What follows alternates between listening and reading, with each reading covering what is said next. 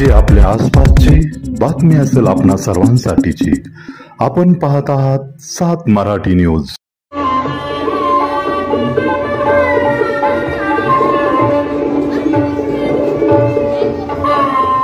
सर्वप्रथम तर ऍक्च्युली बारामती म्हणजे बोलायचं म्हणजे थोडंसं भीतीदायकच आहे। एवढ्या लोकांच्या समोर बोलायचं म्हणजे थोडी भीतीच वाटते, पण ठीक आहे, आता मॅनेज करतोय कसं तरी। सर्वात महत्वाचं म्हणजे अख्ख्या भारताचा आराध्य दैवत छत्रपती शिवाजी महाराज यांना वंदन करतो आणि शाहू फुले आंबेडकरांना वंदन करून माझे 2 शब्द तुमच्यासमोर मांडायचा प्रयत्न करतोय। काही बोलताना काही चुकलं तर तुमचा मुलगा, तुमचा लहान भाऊ किंवा तुमच्या नाते म्हणून मला माफ करून घ्या, कारण इतका काय जास्त बोलण्याचा अनुभव नाहीये। आपण काय फक्त प्रयत्न करायचे काम केले आणि यश ही प्रयत्नानंतर प्राप्त झाले। सो एक माझी दिलगिरी म्हणजे मला असं विनंती आहे की बोलण्यामागचं इंटेन्शन समजून घ्या, त्याच्या मागचं माझं काय म्हणणं आहे ते ऍक्च्युली समजून घ्या। सो की फक्त पडद्यावर बोलतोय तेच फक्त समजून घेण्याचा, त्याच्या मागचं इंटेन्शन पण समजून घ्या। सो काय चुकलं वगैरे तर माफ करून घ्या। ऍक्च्युली तर 22 तारखेला रिझल्ट आला आणि त्या दिवशी कसं झालं होतं की म्हणजे ऍक्च्युली कंडिशन अशी होती की घरी मी ऍक्च्युली प्रिलिमची प्रिपरेशन करायला पुण्यात होतो आणि फेब्रुवारी फुल ऑफ घेऊन पप्पा थोडा आजारी होते, गाडी किडनी स्टोनचे दोन्ही पीसीएनचे ऑपरेशन झाले होते। सो घरी हॉस्पिटल वगैरे चालू होते, मग पप्पाने घरात राहून वगैरे बोर झालं होतं, मग थोडं चेंज ऑफ एन्व्हायरमेंट म्हणून आम्ही बकऱ्यात गेलो होतो। सो बकऱ्यात एक 5-6 दिवस राहिलो आणि 21-22 तारखेला रिझल्ट वगैरे येणार तर माहित होतं, पण माझ्या पप्पांची कंडिशन जास्त असलं म्हणजे थोडंसं वातावरण बदल पण पाहिजे होतं आणि मग आम्ही बकऱ्यात गेलो होतो, कारण दूध वगैरे थोडं भरपूर जास्त प्रमाणात अवेलेबल होतं, कारण पिल्ली वगैरे विकायला चालू होत्या त्यामुळे। मग 22 तारखेला ऍक्च्युली कसं झालं की आमच्या मावशीच्या दिरांची बकरी काढायची होती आणि आम्ही एका ठिकाणी होतो, मामाची बिराड एका ठिकाणी होती आणि मावशीच्या दिराची बिराड एका ठिकाणी होतो। सो मी आणि माझा भाऊ सकाळी गाडी घेऊन गेलो आणि पप्पा वगैरे तिकडेच होते। सो ऍक्च्युली रिझल्ट तर 5 वाजता वगैरे लागतो, पण मग त्या दिवशी ऍक्च्युली बकरी कात्रायला चालू होती, मी बकरा म्हणजे मेंढा बनवून उभा होता, मला मावाज बनवून कात्रत होता आणि 2:30 वाजता फोन आला माझ्या मित्राचा, निशांत देशमुख म्हणून मित्र आहे, तेव्हा फोन होता की भाई रिझल्ट लागला आणि 551 रँक आला। की म्हणजे ऍक्च्युली ती खूपच भारी फिलिंग असते, कारण ज्या गोष्टीसाठी तुम्ही इतक्या तत्परतेने प्रयत्न करत असता आणि इतक्या की जितक्या जास्त तळमळीने तुम्ही एखाद्या गोष्टीसाठी इच्छा आकांक्षासाठी तळमळ व्यक्त करत असाल ती असं पाहिजे अशी जर तुमचे प्रयत्न असतात ना, ती मला वाटतं की डेस्टिनी तुम्हाला हेल्प करते की त्या गोष्टी तुम्हाला अचीव करायसाठी किंवा तुमचे प्रयत्न पण मग तेच की थोडं की जे की नॉर्मल असतं थोडंसं रडायला वगैरे की आनंदाश्रू वगैरे येतातच, पण मग की मोबाईलवर खूपच जास्त फोन येऊ लागले, इतके जास्त फोन येऊ लागले की फोन येऊन मोबाईल स्विच ऑफ पडू लागला आणि फोन पण इतक्या काही चांगला नसल्यामुळे आता इतकी परिस्थिती झाली की 2 वेळा मिस करून लागले। सो सगळ्यात महत्वाचं म्हणजे की समाजाच्या प्रत्येक स्तरावरून सामान्य नागरिक असो, नोकरदार वर्ग असो किंवा लोकप्रतिनिधी असो, प्रत्येकाच्या मी शुभेच्छा द्यायला फोन येत आहेत। काही जणांचे मी फोन अटेंड करू शकतो तर काही जणांचे फोन अटेंड नाही करू शकतोय। सो एकच म्हणायचं की ज्यांची मी फोन अटेंड नाही करू शकतो किंवा ज्यांना मी रिप्लाय नाही देऊ शकतो त्यांची मी ऍक्च्युली दिलगिरी व्यक्त करतो, कारण काय ना माझं सक्सेस हे माझं नाहीये, कारण हे काय दर्शवतं का सामान्य माणसाचं सक्सेस हे मला दाखवते की म्हणजे एखादा सामान्य माणूस जिद्द चिकाटी ठेवला आणि आपल्या प्रयत्नांशी प्रामाणिक राहून कष्ट करू लागला तर तो त्यांच्या प्रयत्नामध्ये नक्कीच यशस्वी होऊ शकतो। हे ज्या मागचं मला वाटतं की रहस्य इतकं जास्त लोकांनी डोकावण्याचं कारण हेच आहे की लोकांना वाटतं की माझा भाऊच झाला IPS, लोकांना असं वाटतं की माझाच पोरगा IPS झालाय। सांगायचा उद्देश काय की लोक कसं आहे की दरवर्षी UPSC एक्झाम लागते, दरवर्षी 1000 इंटरव्ह्यू सिलेक्ट होतात, पण मग क्वचित एखाद्या विद्यार्थ्याला लोकांकडून खूपच जास्त आपुलकी प्राप्त होते। मला आपुलकी प्राप्त होण्याचं कारण हेच आहे की लोक माझ्या सक्सेस सोबत असोसिएट करायला लागले की यार म्हणजे ठीक आहे खूपच भारी आहे, की म्हणजे असं वाटायला लागलं की इतकं म्हणजे की एकदम गावाकडून आलेले विद्यार्थी इतके जास्त कष्ट वगैरे घेतले, पण कष्ट म्हणजे सांगायचं उद्देश काय की कष्ट आणि UPSC तुम्हाला माहिती की इतकी पण सोपी एक्झाम नाहीये आणि इतकी पण अवघड पण नाहीये, कारण मी क्रॅक करू शकतो तर माझ्यासाठी सगळे विद्यार्थी क्रॅक करू शकतात।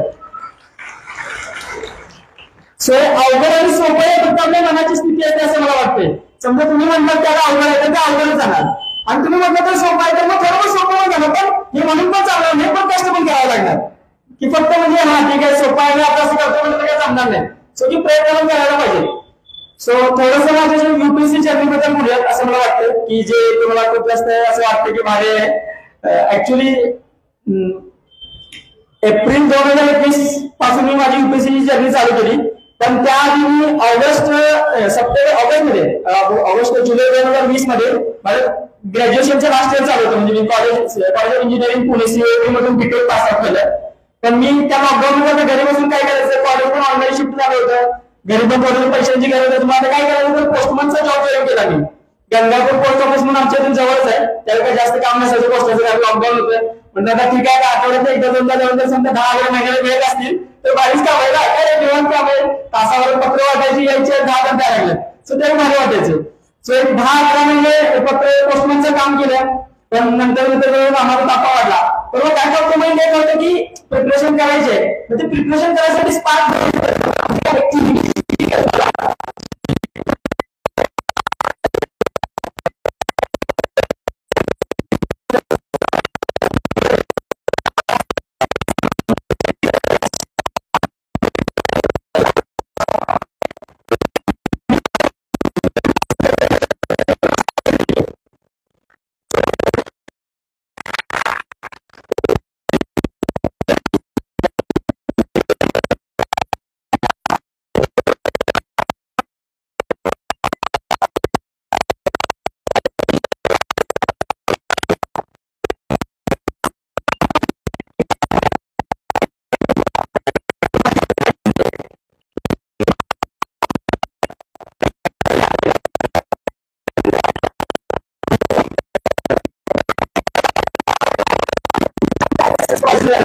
असं म्हणतो की मला एकदम पहिल्याच अटेम्प्टमध्ये IAS बनायचं असं मला पहिल्यापासूनच काय नव्हतं. आणि माझ्या मित्रांना पण नेहमी ते सांगायचं की भाई माहिती आता बाकीचे जे पोस्ट मध्ये करतात ते लईच भारी असतात, आपण एवढ्या लई पण भारी नाही असं मी म्हणायचो.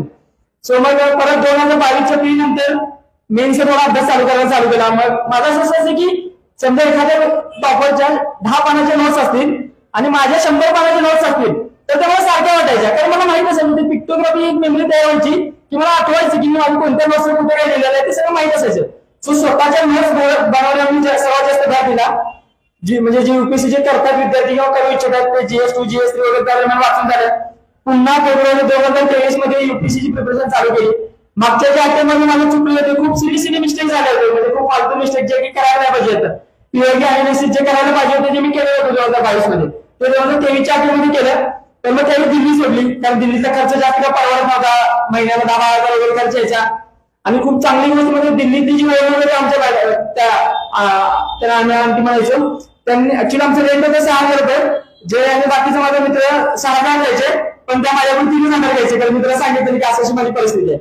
सो सांगायचा उद्देश काय की परिस्थिती काही असो, परिस्थितीला जास्त बाहेर नाही केला पाहिजे. तुमचे प्रयत्न प्रामाणिक असले तर समाजातील मदतीचे हात तुम्हाला नक्कीच पुढे येतात. फक्त काय असते की समाजाला पिढी करायची ताकद तुमच्यामध्ये असते, की समाजाला वाटलं पाहिजे की यार काहीतरी करून दाखवला, की म्हणजे काही ना काही बनणार म्हणजे बनणार. सो जोपर्यंत तुम्ही समाजाला दाखवून नाही देणार, समाजाच्या लोकांना दाखवून नाही देणार की बाबा कोणतं काहीतरी जिद्दची काढ आहे आणि काहीतरी बनवली, तोपर्यंत समाजाचा एकही माणूस तुम्हाला मदत करायला तयार होणार नाही. काय करणार तो पण तुम्ही सांगा, काय करणार सांगा तुम्ही? त्यांची काय आर्थिक असेल, मानसिक मानवाने तुम्ही जर टाइमपास वगैरे करत असाल तर मग एखादा चांगल्या विद्यार्थी त्याचा फायदा होऊ शकतो ना. सो मग ते एक असते समाज माध्यमाचा हात नेहमी तुमच्या मदतीसाठी येतात. त्यावेळी मी पुण्यात दिल्ली सोडली, पुण्यात ज्ञान प्रबोधिनीमध्ये रुजू झालो. आणि टू बी ऑनेस्ट सरांना पण माहिती आहे ज्ञान प्रबोधिनी ऍडमिशन मिळवणे खूप डिफिकल्ट टास्क आहे ऍक्च्युली. मग त्यावेळी प्रांजलला वगैरे आशिषला वगैरे हेल्प केली आम्हाला ऍडमिशनसाठी. मग विक्रू सरांनी वगैरे ऍडमिशन वगैरे दिलं, इंटरव्ह्यू वगैरे घेतला, फायनली ऍडमिशन भेटलं. मग पुण्यात थोडं युपीएससीची प्रिपरेशन करणाऱ्या मुलांना ज्ञान प्रबोधिनीमध्ये एक चांगला एन्व्हायरमेंट आहे. आणि माझे सिनियर पण होते, म्हणजे प्रांजल म्हणा किंवा आशिष पाटील म्हणा, फायके म्हणा, सौर्या म्हणा, सॅम म्हणा किंवा अंड्या वगैरे म्हणा, माझे सगळे कॉलेजचे सिनियर होते की जे तिथे ऑलरेडी प्रिपरेशन करत होते. मला माहिती की आपल्याला जास्त बाकीच्या पोळ्यांसोबत जमत नाही, आणि जर पट्ट्यातली पोळा टाइमपास करायचं चालतंय. कसं असते की सोनावरच कांदे असल्यावर चांगले असतात, बाकीच्या कसं दुकान चालू होते. म्हणजे तसे ते माझे मित्र होते की जे चुकलं वगैरे ते सांगायचे. सो मग 2023चा पुन्हा अटेम्प्ट दिला पुण्यातून. त्यावेळी ट्राय केलं की मी ज्यावेळी मागच्या वेळी कसं होतं की माझ्या सिली मिस्टेक होत होत्या. सो थोडंसं रोज लायब्ररीला जाण्याच्या आधी 10 मिनिटं मेडिटेशन करायला ट्राय केलं. सो त्या मेडिटेशनचा फायदा इतका झाला की जेव्हा ज्या फालतू चुका व्हायच्या त्या चुका कमी मदत झाली. आणि त्या वर्षी 2023ला माझी सिव्हिल सर्व्हिसेसची आणि फॉरेस्टची दोन्हीच्या पण प्री निघाल्या. सप्टेंबरमध्ये मेन्स दिली, पण ऑगस्टमध्ये मला डेंग्यू झाला. डेंग्यूमध्ये 15 दिवस गेले. ऑप्शनल पेपर तुझा अभ्यास झाला नाही माझा. पण मग ते की सिव्हिल सर्व्हिसेसच्या मेन्सला चांगलं देऊ नाही शकलो. सो फॉरेस्टची मेन्स खूप जास्त जिद्दीने दिली. फॉरेस्टच्या मेन्स दिल्यानंतर असं वाटलं होतं की सिलेक्शन होणार आहे माझं, पक्का फायनल सिलेक्शन होतं, पण ऍटलीस्ट इंटरव्ह्यू देणार आहे, भरपूर जायची संधी मिळणार आहे असं वाटत होतं. जानेवारीमध्ये रिझल्ट आला, म्हणजे 2 चांगल्या मित्रांची मेन्स क्लिअर झाली, माझी क्लिअर नाही झाली. 15 दिवस कोम्यात गेले. ऍक्च्युली कळालंच नाही की म्हणजे ते असं असतं की ते खूप जास्त अफिशियल झालं होतं रिझल्टच्या बाबतीत की येणार आहे आणि वाटलं होतं. खूप जास्त मार्क्स वगैरे काढून बघितले होते की हा एवढं पडतात, 600 कसं तरी पडतं असं वाटलेलं. फायनल रिझल्ट आल्यानंतर कळालं की कट ऑफ 608 आले आणि मला पडले होते 605. सो कट ऑफ 3च मार्क राहिलं होतं. पण अपयश आलं होतं, पण अपयशाने मला काय सांगितलं की भाई तू केलं की होऊ शकते. सो हे ऑप्टिमिझम जे की तुम्ही चांगलं बघण्याची, अपयशातून पण चांगलं बघण्याचं कुणी सांगितलं आपल्याला? एखाद्या अवघड परिस्थिती आली तर त्या परिस्थितीला कसं मार्क करायचं आपल्याला महाराजांनी शिकवलं. किंवा परिस्थिती किती अवघड असू दे त्यातून तुम्ही मार्क काढला म्हणजे महाराजांनी आपल्याला सांगितले. सो महाराजांचे विचार काय फक्त फोटो किंवा स्टेटस किंवा गाणी लावण्यापुरते राहायचे, रिअल आयुष्यामध्ये अप्लाय करायचे.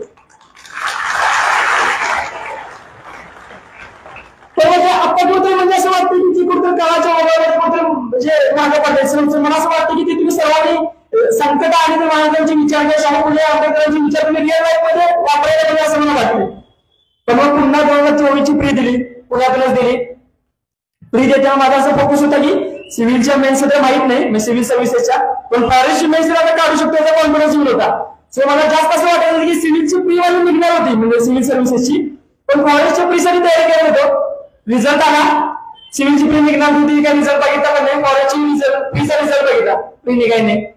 खूप जास्त वाईट वाटलं. सिव्हिलची प्री निघाल्याचं थोडंफार आनंद मला नाही. माझ्या ज्या मित्रांची प्री निघाली होती त्यांच्यासोबत मी जाऊन राहत होतो, भाई साहेब अरे माझी फॉरेस्टची प्री नाही निघाला, आणि ती पोरं म्हणत होते साऱ्या तुझी प्री तर निघाली, प्री पण नाही निघाली. सो की ते एक होतं. पण मग नंतर रिअलाइज होत गेलं. पण मग एक की 2023च्या मेन्सला ऑप्शनलच्या पेपरला अभ्यास केला नव्हता. सो जीएस थोडाफार चांगला होता. सो फक्त यावेळी 2024ला जीएस मानचा एकच फुल लेंथ पेपर लिहिला, त्यानंतर कोणताही जीएसचा पेपर लिहिला नाही. ऑप्शनलच्या दोन्ही पेपरचं खूप चांगली प्रिपरेशन केली, खूप चांगली प्रिपरेशन केली. जीएसचे पेपर लिहून आलो, मग आता वाटलं इंटरव्ह्यूचा कॉल येतो यावर्षी.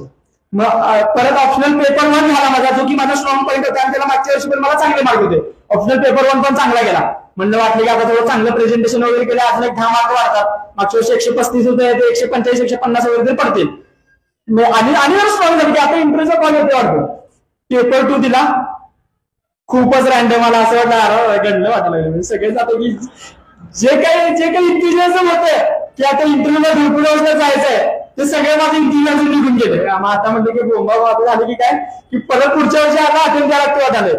आणि युपीएससी करणाऱ्या पोरांना एमपीएससी करणाऱ्या पोरांना सगळ्यांमध्ये दुःख काय असते की मेन्स देऊन आल्यानंतर मेन्स देऊन परत प्री द्यायला जाणं म्हणजे डोक्यात ताप असते, खूप जास्त भीती असते. आणि प्रीच खूपच रॅन्डम आहे, काय युपीएससी खूपच अवघड आहे. मग त्यावेळी माझा बॅकअप ऑप्शन म्हणून सीएपीएफची एक्झामिनेशन सप्टेंबरमध्ये ऑगस्टमध्ये दिली एक्झाम. प्री मेन्स एकाच दिवशी असतात. सीएपीएफची एक्झाम क्वालिफाय झाली. नोव्हेंबरमध्ये फिजिकल मेडिकल असते पुण्याला. सीएपीएफच्या ग्राउंडला माझं फिजिकल पण क्वालिफाय झालं, मेडिकल पण क्वालिफाय झालं. आणि त्याचा ती एक्झाम पण युपीएससी कंडक्ट करते आणि त्याचा इंटरव्ह्यू पुढच्या म्हणजे या महिन्यात आहे माझा. ऍक्च्युली आता मे मध्ये आहे, जायचं नाही जायचं माहित नाही, पण इंटरव्ह्यू आहे. सो ती एक पॅटर्न डोक्यात होता की सीएससीचं नाही काय होतं काय माहित नाही, कारण डिसेंबरला सीएससीचा रिझल्ट लागला. सो एक होतं की जाऊ दे काय पण जाऊ दे, भरपूर जायची संधी मिळते, जायचं. मग 9-10 डिसेंबरला पप्पांचं ऑपरेशन करायला आम्ही डीवायमधील कोल्हापूरला गेलो होतो. पप्पांचं ऑपरेशन दुसऱ्या दिवशी करायचं होतं आणि आदल्या दिवशी संध्याकाळीच रिझल्ट आला की बाई मेन्स क्लिअर झालेला. मग मेन्सचं ऍक्च्युअली प्रिपरेशन केलं मी, निशांत आणि बारामतीचीच कोमल आहे, ते आम्ही ठिकाणी एकत्र प्रिपरेशन केली होती. खूप जास्त मनापासून असं वाटलं होतं की माझं होतंय का नाही माहित नाही, पण कोमलच्या होईल असं मी खूप जास्त अपेक्षा होती. पण काय माहित की काही गोष्टी मी तिच्या फेवर मध्ये नव्हत्या. सो कोमलचं झालं नाही, म्हणजे त्याबद्दल ऍक्च्युअली खूपच जास्त वाईट वाटलं. पण मग 9-10 डिसेंबरला रिझल्ट लागल्यानंतर 20 डिसेंबरला इंटरव्ह्यूचं शेड्यूल बाहेर पडलं आणि त्यावेळी कळालं की 20 जानेवारीला इंटरव्ह्यू आहे आपला. खूपच जास्त असं की खूपच जास्त भीती वाटायला लागली. युपीएससी सारखा इंटरव्ह्यू एका महिन्यामध्ये कशी तयारी करायची. पण मग हेच की कोमल आणि निशांत माझ्यासोबत होते, युनिक अकॅडमीचे प्रवीण चव्हाण सर होते. मग एक होते की आपण कसं असते की आपल्या गावामध्ये पोरांना माहित नसतं. आता मी ऍक्च्युली हे ब्लेझर वगैरे आता पहिल्यांदा गोष्टी घालायला चालू केल्या युपीएससीच्या इंटरव्ह्यू वगैरे जाताना. शिवाय त्यावेळी शिवून घेतले ऍक्च्युली मी खूप अनकम्फर्टेबल फील होते. शूज वगैरे पण कधी घातले नव्हते आपल्याला नॉर्मल सँडलवरच असायचो. ते शूज घातले थोडं शू बाईट वगैरे व्हायचं टोचायला वगैरे चालू करायचं. मग ते प्रवीण चव्हाण सरांच्याकडे गेलो. मग त्यानंतर सरांनी सांगितलं की शेव करायची काय ट्रिम करायचं केस केवढी कट करायची शूज कोणत्या प्रकारचे घ्यायचे ब्लेझरचा कलर वगैरे कोणता घ्यायचा मग पांढरा ड्रेस घालायची कोणता ड्रेस घालायचा म्हणजे आपल्या गोष्टी खूप खराब ड्रेसिंग सेन्स आहे माझा. मला ऍक्च्युली काय करायचं प्रिपरेशन तरी काय एक टी शर्ट आणि नाईट पॅन्ट झालं की संपवायचं जायचं बागेला जायचं परत झोपायचं. सो त्यामुळे तेवढा सेन्सच नव्हता की कोणते ड्रेस आणि एक काय की युपीसी काय असायचं की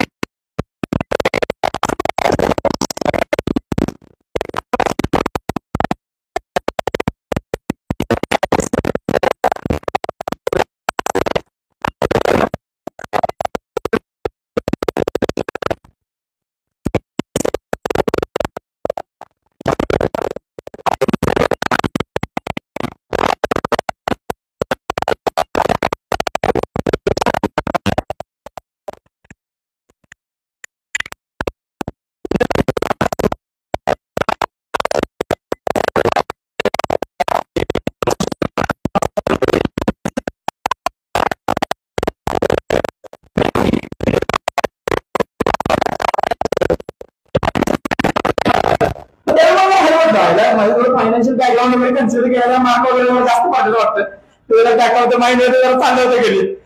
आणि मग दुसरं एका सरांनी एकदम फुल मला माझी घ्यायचीच ठरवली त्या सरांनी पूर्ण वगैरे. आता सरांना माहिती आहे की युपीएससीच्या इंटरव्ह्यूचं कसं आहे ग्रिलिंग करायला एखादा मेंबर वगैरे चालू केली की फुल ग्रिलिंग करायला चालू करतात. मग त्यांनी मला ऍक्च्युली ती इंडिया बाहेर डिबेट वगैरे प्रश्न विचारायला चालू केले.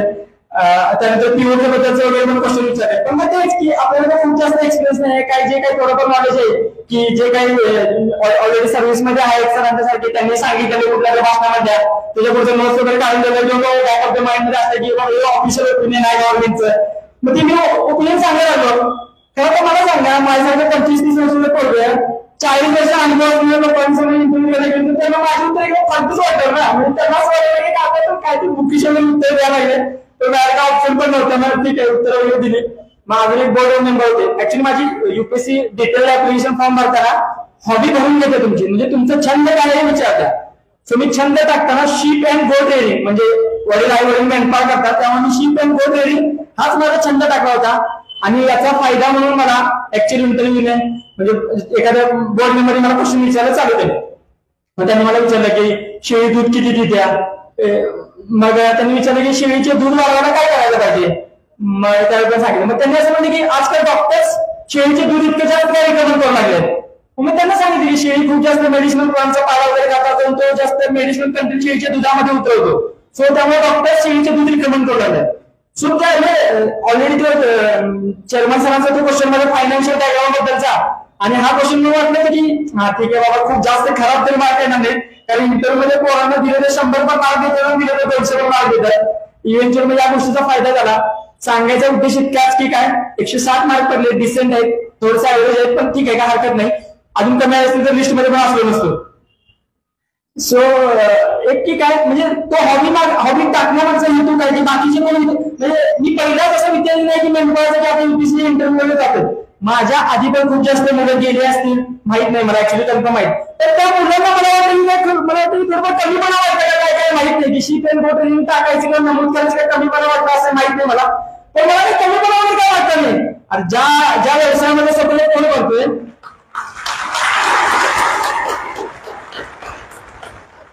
ज्या व्यवसायातून मला कोण बघत ते व्यवसाय नमूद करायला कोणती छंद वगैरे जोपासायला काहीच हरकत नाही. मी माझ्याच व्यवसायाचं नाही तर समाजातल्या प्रत्येकाला सांगतोय की समाजातील प्रत्येक व्यक्ती एक सन्मानाचं जीवन आणि सन्मानाचा रोजगार नक्कीच करत असते. प्रत्येकाची जे आपण लोक ठरवत असतोय की तू लय भाडे आणि यो लय भाडे असं काहीच नसतं. प्रत्येकाचा रोल महत्वाचा आहे. शेतकरी नसणार तर पोचणार कोण कसं आहे ते सगळे महत्वाचे. त्याला सफाई कर्मचारी एक दिवस आला तर सगळ्या दुर्गंध सुटतो. त्या गोष्टीची किंमत कधी मिळते ती व्यक्ती नसल्यावर पाहिजे. सो व्यक्ती असल्यावर त्या व्यक्तीची किंमत जाणून घ्या असं मला वाटतं. सो मग इंटरव्ह्यू वगैरे झाला. इंटरव्ह्यूला आल्यानंतर थोडं खूप जास्त परमिटेशन कॉम्बिनेशन करायला लागलो. पहिला इंटरव्ह्यूच्या डॉक्टर हाऊस म्हणून बाहेर पडल्यानंतर माझा मित्र निशांत देशमुख त्याला फोन केला भाई असं झाले काय होते काय माहित नाही थोडं गणल्या वाटायला लागल्या. कारण बाकी सगळ्या बोर्ड मेंबरचं म्हणजे 4-5 पॅनेल असायचे सायमल्टेनियसली. बाकी सगळ्या पोरांचे 25-30 मिनिटं इंटरव्ह्यू चालायचे आणि आम्हालाही 18-19 मिनिटाचं आठवण दिलं. मग ते आता काय होणार आहे काय माहिती. मी त्याला म्हणाल अरे काय भाई अनेक 4-5 मिनिटं बोलायला असले अनेक 5-10 मार्क चांगले मिळाला असं वाटायचं. पण मग तेच की माहित नाही म्हणजे देवाचे तुमच्यासाठी काही प्लॅन्स बनवून ठेवलेले असतात. सो इव्हेंच्युअली चांगला रिझल्ट लागला आणि झालो 551 रँक भेटला. खूपच भारी फिलिंग असते. ऍक्च्युली आयपीएस भेटते असं वाटतंय म्हणजे मागच्या 3-4 वर्ष ट्रेन करता 600 पर्यंत आयपीएस आले अलोकेशन. पण वाटतंय पण माहित नाही का आयपीएस किंवा आयएस कस्टम पण भेटू शकते. सो सांगायचं आहे यातून उद्देश इतकाच की मी करू शकतो तर तुम्हीही करू शकताय. मला काय रावणासारखी 10 डुबकी नाही त्या 10 पाय नाही त्या 10 हात नाहीये. मला जो काही 2 हात 2 पाय आहेत. मीही सामान्य कुटुंबातूनच आलोय. आई वडील दोघंही माझ्या लहानपणापासून मेंढपाळाचा व्यवसाय करायचे. पण आमच्या शिक्षणाखाली 6वी-7वी वेळापासून मामांच्याकडे घातली आणि गावाकडे शिफ्ट झाले. पण मग 8वी ते 12वीची सिच्युएशन इतकी खूप जास्त हालाकीची झाली.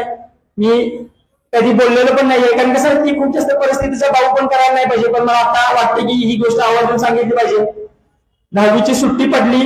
माझा मित्र होता माझा बॅचमेट त्याला शाळा सुटली होती म्हणून त्याचा ट्रॅक्टर होता. तर त्या ट्रॅक्टरवर शेणखत वगैरे भरायला जात होतो. विटा वगैरे पण भरायला जात होतो. सो सांगायचा उद्देश काय की कोणतंही काम करायला कधीही लाजलो नाही आणि तुम्ही लाजायला नाही पाहिजे. कसं आहे की कामामध्ये आवड निर्माण झाली पाहिजे. जे काही काम करतात ते आवडीने काम करायला पाहिजे असं मला वाटतंय. आणि जे विद्यार्थी ऍक्च्युली युपीएससीची प्रिपरेशन करत आहेत त्या विद्यार्थ्यांसाठी थोडेसे 2 शब्द.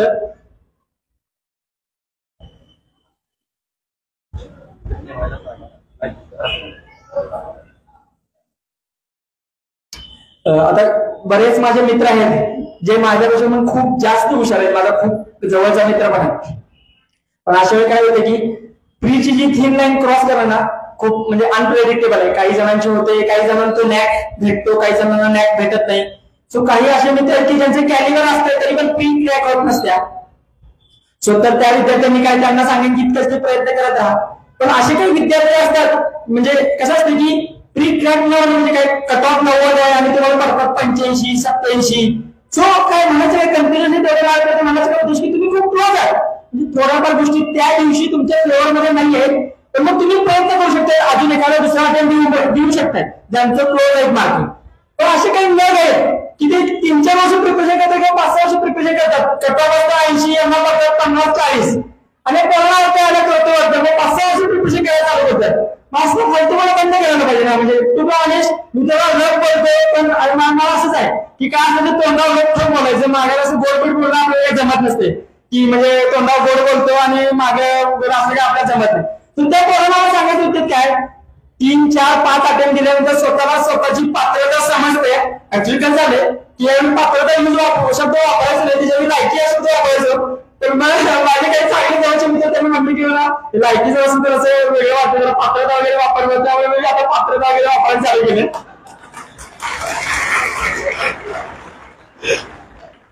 सो मग त्या मुलांना सांगायचं उद्देश आहे की तुम्हाला तुमची स्वतःची पात्रता समजते. तुम्ही युपीएससी क्रॅक करू शकता की नाही हे तुम्हाला कळतंय. जसं वाटतंय करू शकत नाही तर एमपीएससीला शिफ्ट व्हा किंवा बाकीच्या करिअर ऑपॉर्च्युनिटीज एक्सप्लोर करायला चालू करा. सांगायचा उद्देश इतकाच की काय माझं हे युपीएससीचं यश हे खूप संकुचित प्रवृत्तीचे यश आहे. कारण एक ढाचा आहे त्या ढाच्यामधनं मी प्रयत्न केला त्या ढाच्यामध्ये यशस्वी झालो. आयुष्यामध्ये करण्यासाठी खूप जास्त मार्ग आहेत.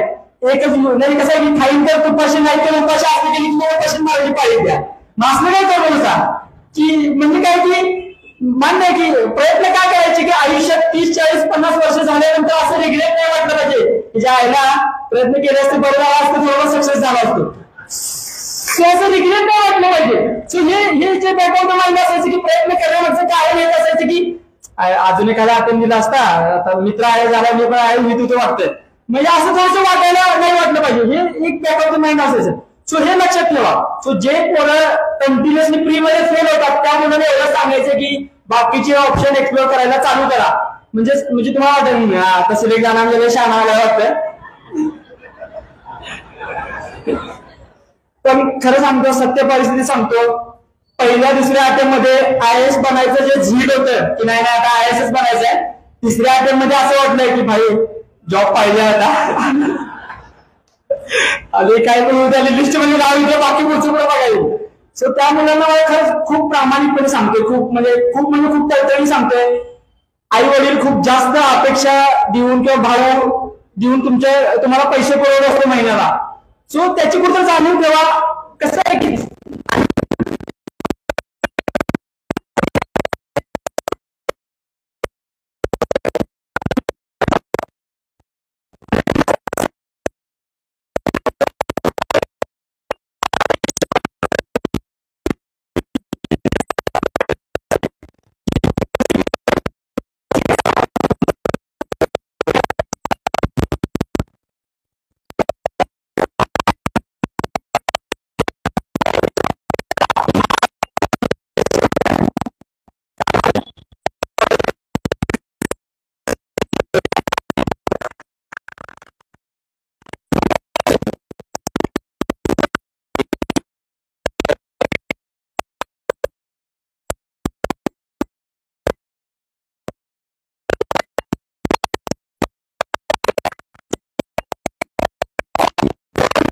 कुठे पण करा.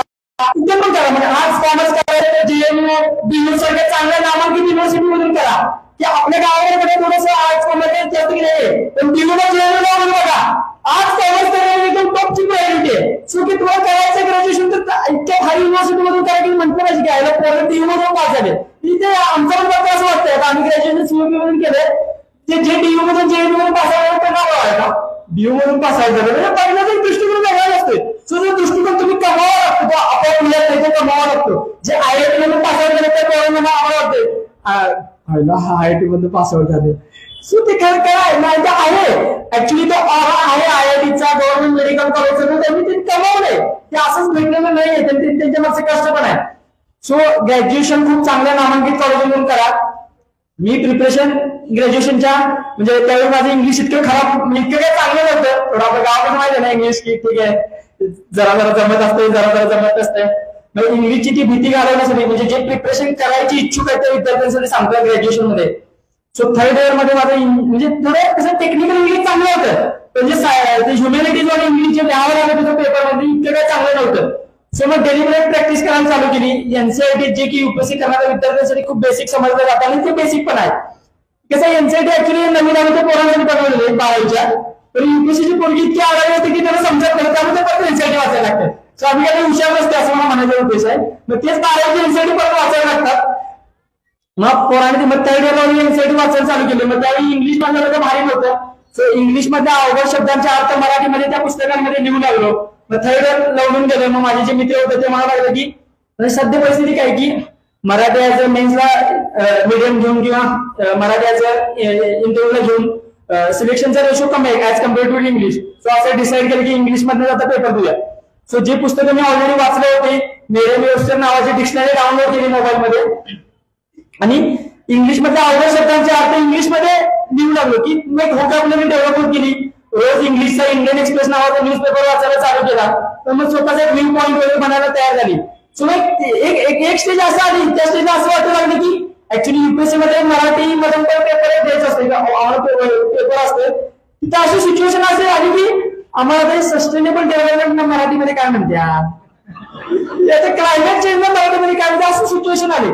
सांगायचा उद्देश काय की म्हणजे थोडंफार ग्रॅज्युएशन पण इंग्लिश मधून झालं. मग त्यावेळी मग मी माझ्या जे ऑलरेडी मराठीमधून ज्यांनी ग्रॅज्युएशन वगैरे केलं वेगवेगळे त्या मुलांना मी फोन लावलो ह्याला काय म्हणायचं असतं कीवर्ड वगैरे जमा करून घेतले कारण मराठीमध्ये एसएल पास व्हायचं. आणि खरं सांगतो 75 मार्क मिळवलं पण पोरांना आवडत जातात मराठीमध्ये. माझ्या एका मित्राला 70 मार्क पडले मराठीमध्ये आणि मराठी क्वालिफाय झाला नाही तर तुम्ही तिथे किती पण मार्क मिळा तुमचा पेपर चेक होईल. सो सांगायचं की प्रत्येक विषयाचं महत्व आहे. मी हेच करीन तेच करीन एवढंच करीन तेवढंच करायला चालत नाही. हे करायला लागते पर्यायच नाही. तू करणार नसतं बाकीची कोणतं करणार सिलेक्ट न पडायचं ना आणि तू सगळं करायचं की नाही करायचं. सो मग ते की ग्रॅज्युएशनच्या मुलांनी काय थोडंसं जे एनसीईआरटी वगैरे चालू करा. माझा रँक 551 आहे. माझा खूप खाली रँक आहे. युपीएससी मध्ये ऑल इंडिया रँक 1 ते 10 मध्ये जी मुलं असतात त्यांची टॉप स्ट्रॅटेजी बघायला चालू करा. मी काय शिका माझ्याकडे अशी काही जादूची छडी नाहीये जी की मी बारामतीतल्या पोरांना देणार आणि युपीएससी मध्ये बारामती पोर सिलेक्ट होणार. एकच जादूची छडी आहे, हार्डवर्क हार्डवर्क हार्डवर्क. बाकी आपल्याकडे काहीच मंत्र नाहीये जे तुम्ही तुम्हाला देईन. आता इथे येण्यामागचं कारण इतकंच की आज एकटा यशस्वी होतो, उद्या बारामती 100 पोरं युपीएससीच्या लिस्टमध्ये लागतील. सो ग्रॅज्युएशनच्या मुलांनी त्या गोष्टीचं घेतलं पाहिजे. आणि मी दिल्लीला क्लास केला. क्लास करण्यामागचं कारण माझं हेच होतं की 2-3 वर्ष प्रिपरेशन केल्यानंतर परत रिग्रेट नाही झाला पाहिजे. आईला क्लास केला असता बरं झाला असतं, असं बरं भारी वाटलं असतं. सो की कसं आहे की माणूस आयुष्यामध्ये पैसा उभा करू शकतो. माझी परिस्थिती अजून पण खराब आहे. मला जो आता पेमेंट चालू आहे नाही, म्हणायचा उद्देश काय की आपण सर्टिफिकेट लाभ आहे. अजून पण परिस्थिती जशी रिझल्टच्या आधी होती तशीच परिस्थिती. असं काही जास्त रिझल्ट लागायला गेले श्रीमंत असं काय नाहीये. तर सांगायचा उद्देश काय की मी करू शकतोय तर तुम्हीही करू शकताय. सो क्लास लावण्याचं कारण एवढंच होतं की रिग्रेट नाही वाटतं. म्हणजे माणूस आयुष्यामध्ये पैसा उभा करू शकतो, पण एकदा ती 1-2 वर्ष निघून गेल्या तर आयुष्यातील ती 1 वर्ष नाही आणू शकत.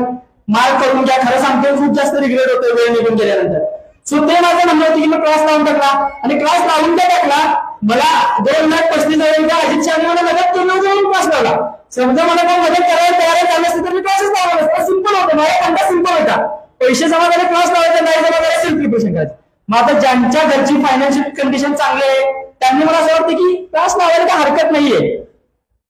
ठीक आहे, आता बाकीचं मी होतं सांगणार नाही, थोडं कॉपीराइट इश्यू मला सोडतं तिथे तसं बोलणार नाही आता ऍक्च्युली ऑन स्क्रीनवर. ठीक आहे, मी बाकीच्या जे पोरं येतात त्यांना सांगेल ऍक्च्युली जसं टेलिग्रामवर काय काय चालतंय ते. सो मग ते क्लास वगैरे लावायचा. आणि खूप जास्त विद्यार्थी असेही आहेत ज्यांनी क्लास न लावता सेल्फ प्रिपरेशन गावाकडे राहून सुद्धा युपीएससी मध्ये रँक मिळवल्यात. मग घरात सांगायचं नाही मला युपीएससीची प्रिपरेशन करायचं आहे. हा मग ठीक आहे कर की. नाही मला पुण्याला जायचं आहे. हा पुण्याला जायला म्हणजे असं काही नाहीये. सांगायचा उद्देश काय की खूप जास्त पुण्यामध्ये नोंदणीच्या विद्यार्थ्यांचे येऊ लागले आणि त्याला कळतच नाही की परत कधी जायचं.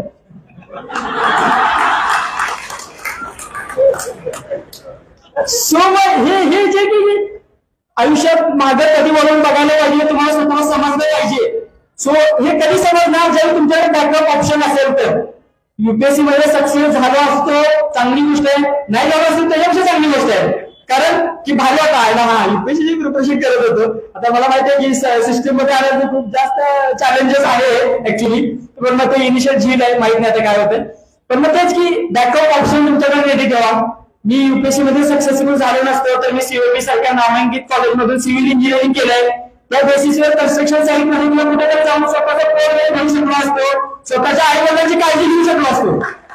सो या गोष्टी बॅकअप माइंड होत्यात की फुल ऑन जायचंय ठीक आहे, पण कुठे बॅक ऑफ द माइंड मध्ये प्लॅन बी असायला पाहिजे. कसं आहे की आम्हाला इथिक्स पण आहे, मग इथिकल पर्स्पेक्टिव्ह वेगळं आहे. आता काही मुलांचं म्हणणं असं आहे की नाही बॅक प्लॅन बी ठेवला तर मग काय नाही, मग त्याच्याबद्दल आता प्लॅन बी आहे म्हणून निवांत चालतोय. त्यांचं चालतंय हो, काही नाही करतो त्यांच्या आईला मिळून ठेवलेलं असतं, तसं आमच्या बाबांकडे मिळून ठेवायला नाही. तेव्हा आम्हाला अभ्यास करायला पहिले म्हणजे पर्यायच नव्हता. परतीचे मार्ग किंवा परतीचे दोर सगळेच कापलेले होते, परत जाण्याचा चान्सच नव्हता. घरी जाणार तर जाणार, कोणतं तोंड घेऊन जाणार. जॉब करणं भागच होता, मग भले ती युपीएससी म्हणून सिलेक्ट व्हा किंवा बाकी कुठेही करणं, जॉब करायचं घरची परिस्थिती मॅनेज करणं खूप खूप खूप अवघड होतं. आणि एक की बारामतीचं माझ्या बाबतीतलं असोसिएशन खूप स्ट्रॉंग आहे.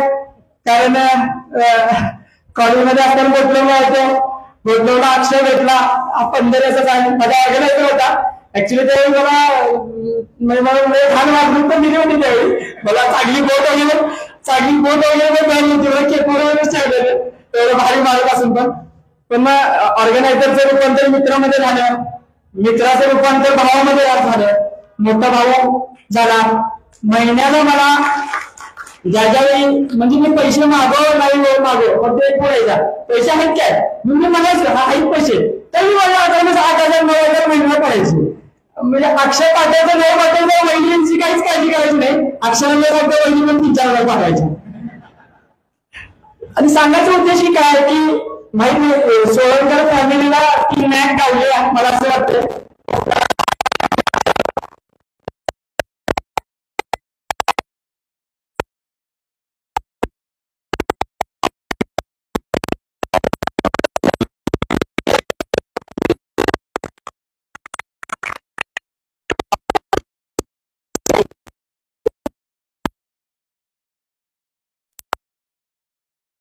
मदत करा आणि योग्य व्यक्तीपर्यंत मदत पोहोचणं खूप गरजेचं आहे. आज अक्षा नसता तर आज दुर्दैव तुमच्या समोर असला नसता.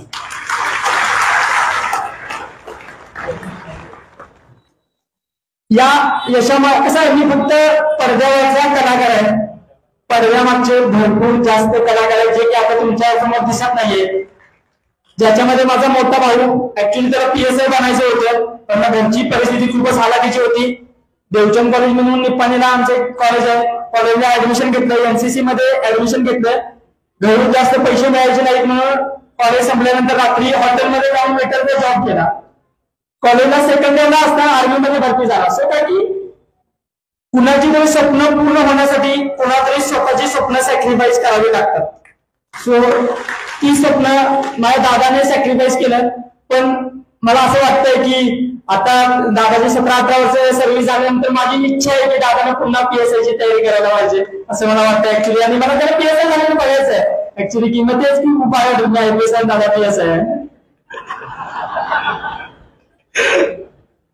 आणि आता जे UPSC प्रिपरेशन करत आहे, जे करू इच्छितात ग्रॅज्युएशन मध्ये आहेत त्यांना, आणि जे आता 12वी पर्यंत विद्यार्थी आहेत किंवा 8वी 9वी 10वी 12वीचे विद्यार्थी म्हणा, त्यांना मला सांगायचा उद्देश इतकाच की जे समोर वाढून ठेवलं तेवढंच खायचा प्रयत्न करा. कसं आहे की एकदम खायला गेलं की पचत नाही. सो 8वी पासून ठरवलं असं की मला UPSCच करायचं आहे, मग झालं सगळं वाटतं येऊन गेले. पण ते UPSCच्या मागे लागते, 10वीला पण चांगलं पडत नाही, 12वीला पण त्या पडत नाही, फक्त वेगळं बाहेर करते. सो असं काही करू नका. जे समोर वाढून ठेवलं ते खायचा प्रयत्न करा. तुमच्या शिक्षकांना जे सांगतात कसं आहे की आयुष्यात दोनच लोक आहेत, एक तुमचे आई वडील आणि दुसरे शिक्षक, जे की तुमचं चांगलं चिंतक असतात. सो त्यांनी जे सांगितलं प्रामाणिकपणे फॉलो करा. आणि मला वाटत नाही असा कोणीही विद्यार्थी असेल तो सांगेल मी शिक्षकांनी सांगितलं फॉलो केलं आणि अपयशी झालो. सो असं कधीही होणार नाही, एक्सेप्शन्स पण नाहीये त्या गोष्टीला असं मला वाटतंय. सो 8वी 9वी 12वीच्या विद्यार्थ्यांना एवढंच म्हणेन की तुम्ही जे काय करताय ते प्रामाणिकपणे करा. कसं आहे की छोट्या छोट्या गोष्टी, शाळेमधून आला ड्रेस काढून हातपाय देऊन दुसरा ड्रेस घालणं ही एक डिसिप्लिनची गोष्ट आहे, एक सवय आहे, एक चांगली सवय आहे. शाळेत रोज दिलेला अभ्यास पूर्ण करून तुमच्या शाळेला जाणं, ह्या छोट्या छोट्या गोष्टी तुम्हाला UPSCच्या प्रिपरेशन मध्ये उपयोगाला होतात. ती प्रोक्रॅस्टिनेशन नावाची गोष्ट आहे. हा ठीक आहे उद्या करूया काय, उद्या केलं तर चालते की. सो हे असं नाही पाहिजे. रेग्युलर म्हणजे सांगायचे उद्देश की मी कधीही 15 किंवा 16 तास अभ्यास केलेला नाहीये. म्हणजे की खूप जास्त टॉपर्स पोरं काय करतात की यश मिळालं काय माहिती असं हवा जाते डोक्यात आणि स्टेजवर येऊन सांगायला चालू करतात नाही मी 20-20 तास 16 तास अभ्यास करता. पण म्हणजे ऑनेस्टली ज्यावेळी एक्झाम माझी नसायची किंवा एक्झाम डोळ्यासमोर असायची त्यावेळी माझा ऍव्हरेज अभ्यास 6 ते 8 तास असायचा. आणि ज्यावेळी एक्झाम म्हणजे GSचा माझा पेपर झाला आणि ऑप्शनलचे पेपर झाले त्या दरम्यान माझा मात्र अभ्यास 10 ते 11 तास झाला. तो सांगायचा उद्देश काय की रोज थोडं अभ्यास केला तर नक्कीच मोठं समुद्र बनायला काय हरकत नाहीये. ते थेंबे तळेच साचत जाते. आणि आपण काय करतो एकदम मोठं काहीतरी जय बघतो आणि ते गावातल्या हातात. सो मग कसं करू, छोटे छोटे पावलं उचला, छोट्या मार्गाने किंवा छोटे पावलं टाकत पुढे जावा. आणि 2 गोष्टी पालकांसाठी ऍक्च्युली खूप डिफिकल्ट आहे पालकांना सांगायचं म्हणजे, कारण आता कसं झालंय मला बनायचं होतं, पालकांची इच्छा काय मला PSI IPS व्हायच होतं. आता ठीक आहे मी बनायला ठीक आहे मग पोरग्याच बनून दाखवणारच. अरे बाबा आता त्याला काय बनायचं त्याचा विचार तरी करा आधी. की म्हणजे सांगायचं काय की तुमच्या इच्छा अपेक्षा मुलांवर लादू नका प्लीज. कारण कसं आहे की ते कळी असते त्या कळीवर जास्त दबाव टाकला की ते पाकळ्या पडायला चालू होत्यात. सो भरायच्या काळामध्ये त्यांना काय व्हायचं आहे किंवा त्यांना कोणत्या स्ट्रीम मध्ये जायचं आहे त्या स्ट्रीम मध्ये जायला सांगा. त्या स्ट्रीम मध्ये जाण्यावर तुम्ही एक मित्राची भूमिका घेताना तुम्ही मदत करा. सो तुमची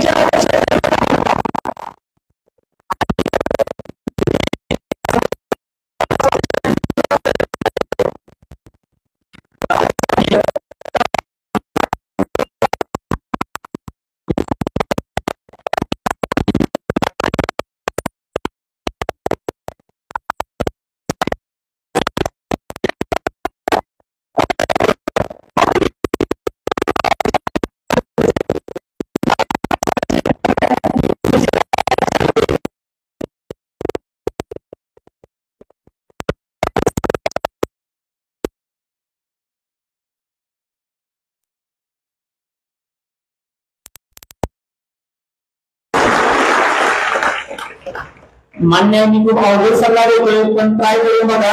8 दिवस व्हॉट्सअप आणि फेसबुक वापरायचं नाही. राहू शकतंय का? ट्राय करून सांगा. माझा नंबर तुम्ही दिला आणि मला सांगा, सर 8 दिवस व्हॉट्सअप वापरायला का? मी खरंच खूप अभिनंदन करेन, कारण खूप डिफिकल्ट टास्क आहे. जरी वाटत असेल की खूप सोपी गोष्ट आहे, खरंच सोपी गोष्ट नाहीये. तर ही तुम्ही अंमलात आणायला पाहिजे. आणि पोरांनी जर असं मोबाईल वगैरे वापरायला कमी करायला पाहिजे. कसं आहे, हे इंटरनेट किंवा टेक्नॉलॉजी ही डबल एज स्वॉर्ड आहे, 2 धारी तलवार आहे. जी कसं आहे की कापत्या पण आणि शत्रूंना मारायसाठी पण उपयोग पडत्या. म्हणजे आता ती आजकाल असं व्हायला लागली की स्वतःलाच कापा लागली असं वाटायला लागले. सो त्या गोष्टीकडे थोडंसं लक्ष द्यायला पाहिजे असं मला वाटतंय. बाकी सांगायचा उद्देश इतकाच की आता टाइम पण भरपूर झाला ऍक्च्युली, आणि खूप जास्त माहिती नव्हतं मला. ऍक्च्युली मी आजच्या मला माहिती आहे खूप जास्त लोक मला जास्त मला वाटत काय आपण काय भारी माणूस नाहीये, कुठं आपलं ऐकायला आणि आपण गेले भारी काय बोलत नाही. आता तुम्ही ऑनेस्ट की असं काय आपल्याला ते नाहीये, आपल्याकडे एकदम प्रोफेशनल एकदम, आणि ते कसं असते ते भारीवाला आपल्याकडे नाहीये. मी थोडं वर्ष सर्व्हिस केल्यानंतर त्या गोष्टी येतील. ट्रेनिंग मध्ये एकदम बार वगैरे बसायला लागलं की मग कळेल कसं बोलायचं वगैरे. पण मग सध्या तर सिच्युएशन हीच आहे. मला इथं बोलण्याची संधी दिली ऍक्च्युली, आणि खूप जास्त बारामतीला ऍक्च्युली यायचं खूप जास्त दिवसापासून प्लॅनिंग होतं. अक्षयच्या घरी वगैरे यायचं होतं, पण मग तेच की काही ना काही कारणास्तव पुढे टाइमला जायचं माहित होतं. देवानं माझ्यासाठी हा प्लॅन ऍक्च्युली ठेवला होता की ऍक्च्युली चांगला अधिकारी बनवून बारामती यायचं होतं. ऍक्च्युली माझे भाग्य होतं, आणि बारामतीमध्ये आल्यानंतर बघितलं जे खूपच भारी डेव्हलप केलेलं आहे आणि खूपच आहे. पण ते काय की सिटी कसं असते, फिजिकल इन्फ्रास्ट्रक्चर भारी नसते, लोक भारी असतात.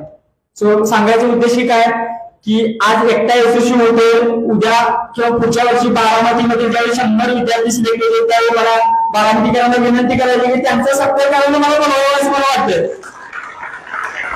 सो काय असते की म्हणजे की प्रशासनामध्ये जाण्यामागचा माझा हेतू एकच होता की कसं असतं, म्हणजे एक माझा किस्सा पण सांगतो तुम्हाला. सर आहे तिथं ऍक्च्युली, पण म्हणजे ऑनेस्टली जे सत्य घडले ते सांगणार, अजिबात खोटं सांगणार नाही. 10 मार्चला माझा मोबाईल म्हणजे लायब्ररी म्हणून ज्ञान येऊन 11 वाजता रूम कडे जात होतो, आणि माझ्या मैत्रिणीशी बोलत होतो. डाव्याकडे बोलला, तिने फोन कट केला, मग हातात घेतला, मागून 3 लोकांनी मला मोबाईल सोडून घेऊन गेले. सो 10 मार्चला मला मोबाईल सोडला गेला. तिथून परत पोलीस स्टेशन मध्ये गेलो. ऍक्च्युली तिथे पोलीस नव्हते, कारण ते राऊंडला जस्ट म्हणजे ते जायला म्हणजे ते राऊंडला निघून गेले. 2 मिनिटं गाडी झाले असते त्याच पोलिसांनी त्यांची केली असती. पण मग तिथून मग मी दुसऱ्या एका पोलीस स्टेशनला गेलो. मग त्या दिवशी मग त्यांनी सांगितलं की हा असं पोर्टल आहे, त्या पोर्टलमध्ये तुम्ही कंप्लेंट लॉन्च करा. पण मग त्यानंतर मग ठीक आहे म्हणजे आता त्यांनी थोडं केलं, मग कंप्लेंट वगैरे झाले. पण दुसऱ्या दिवशी माझ्या एका मित्राचे पप्पा मुंबईला सिनियर पी आहे, त्यांनी सांगितले की तुझा मोबाईल चोरीला झालेला नाही, डिस्काउंट घेऊन गेले, तो व्हेरियस क्राईम आहे, उद्या पोलीस स्टेशनमध्ये परत जा आणि त्यांना सांग की एफआयआर वगैरे लॉन्च करावी. पण मग दुसऱ्या दिवशी म्हणजे पहिल्या दिवशी मला काही दाब भेटली नाही ऑनेस्टली, पण दुसऱ्या दिवशी जेव्हा मी पोलीस स्टेशनमध्ये गेले तर सविस्तर माझी एफआयआर वगैरे लॉन्च करून घेतली. IMEI नंबर वगैरे ट्रॅकिंगला टाकला. आता कसं आहे की सिस्टीम मध्ये IMEI ट्रॅकिंगला टाकणं इथपर्यंतच प्रशासनाचं काम आहे, ते ट्रॅक होतंय. कारण ते कसं आहे की मोबाईल पण ऍक्टिव्ह झाला पाहिजे ना. सो त्यामध्ये मला वाटतं की प्रशासनाची काही चूक नाही असं मला वाटतंय. सो प्रशासनामध्ये येण्यामागचा माझा हेतू एकच होता, सामान्य माणसाची काय अपेक्षा असते हो की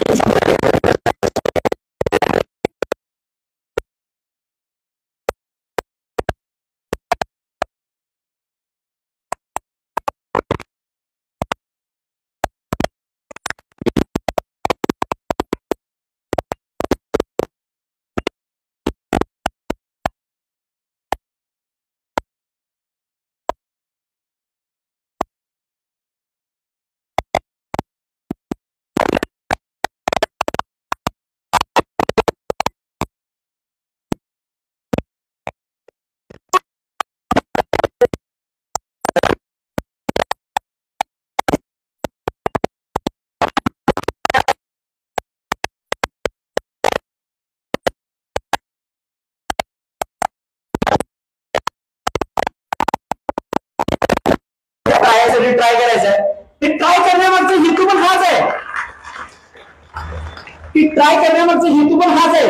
यायला अजून एखादा अटेम्प्ट दिला असतो तर आयच झाला असता. ही छोटी गोष्ट आहे, पण ही काही गोष्ट जी की तुम्हाला हार मानत काय की हे सामान्य माझं कॅरेक्टरिस्टिक्स आहे. मी काय खूप भारी माणूस नाहीये. की कसं असतं शेतकरी कसं असतं, या वर्षी पीक खराब झालं तर त्याच जिद्दीनं पुढच्या वर्षी तयार होते. नाही मागच्या वर्षी एवढं काय भारी पडाय नाही, पण पुढच्या वर्षी जरा चांगलं पीक बनवून दाखवलं, चांगलं पीक काढून दाखवलं. सो तेच जे गुण आहेत सगळ्या लोकांकडून आपल्याला घ्यायचंय. युपीएससीची प्रिपरेशन करणं म्हणजे खूप भारी गोष्ट नाही. मला तर वाटतं की डोंगरपूर मंदिर काढण्यासारखी गोष्ट आहे असं मला वाटतं. सो एक उद्देश काय की प्रशासनामध्ये गेल्यानंतर की ते लोकांकडून ऐकून घेण्याची मला ताकद देव, तुमच्या सगळ्यांचे आशीर्वाद राहावं माझ्या पाठीशी कायम, आणि तुमच्या सगळ्यांचे म्हणजे शुभेच्छा पण मला पाहिजे की मला परत IAS ट्राय पण करायचं आहे. आणि आता माहित नाही ऍक्च्युली की 25 तारखेला प्री आहे, निघणार आहे नाही निघणार आहे माहित नाही, कारण खूपच ऍक्च्युली रॅन्डम आहे. युपीएससीच्या प्रीचं माहिती आहे, जास्त हवेत उडायला लागलं की युपीएससी बरोबर आपडते जमिनीवर. सो प्रयत्न करू, माहित नाही, खूप जास्त फॅक्टर्सवर डिपेंड आहे. समजा बोलताना माझ्याकडून काही चुकीचे वगैरे शब्द गेले असतील तर त्या चुकीचे शब्द बोलण्यामागचा मला किंवा दुखावण्याचा काही माझा हेतू नव्हता. की माझे जे 2 गोष्टी मी ज्या गोष्टीतून घडलो त्या गोष्टीतून समजा माझा 10 आंब्यांना दगड मारायला लागलो तर त्या 10 आंब्यातला एक जरी आंबा पडला तर मला वाटेल की इथे आल्याचं माझं सार्थक झालं असं मला वाटतं. सो बोलण्यातून काही चुकीच्या वगैरे गोष्टी बोलून गेल्या असतील, तसंच ते बोलण्याच्या ओघातून काही बोलता कळत नसते. सो तुमचा मुलगा, तुमचा भाऊ किंवा तुमचा नातू म्हणून मी तुमची माफी मागतो सगळ्यांची.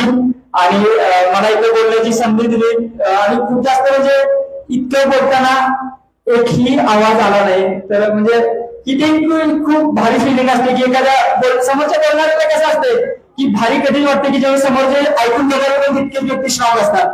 आणि जे विद्यार्थी पलीकडे बसतात त्या सगळ्या विद्यार्थ्यांना मला सांगायचं इतक्याच हेत व्यासपीठाच्या त्या बाजूला बसून ऐकणे ठीक आहे असतंय, पण व्यासपीठाच्या या बाजूला येऊन ते तुम्ही बोलत असतात आणि सगळे ऐकत असतात, खूप भारी फिलिंग असतात. खूप म्हणजे खूप भारी फिलिंग असतात. सगळ्या विद्यार्थ्यांना मी एवढीच शुभेच्छा देतो. तुम्ही सर्वांनी सुद्धा या साईडला यावं. ते मग क्षेत्र कोणतेही असो त्यामध्ये मी जिद्दीनं तळमळीनं प्रयत्न केले पाहिजेत आणि तुमचे यश मी गाठलं पाहिजे असं मला वाटतं. एवढं बोलतो आणि माझे मी 2 शब्द संबोधतो. थँक्यू.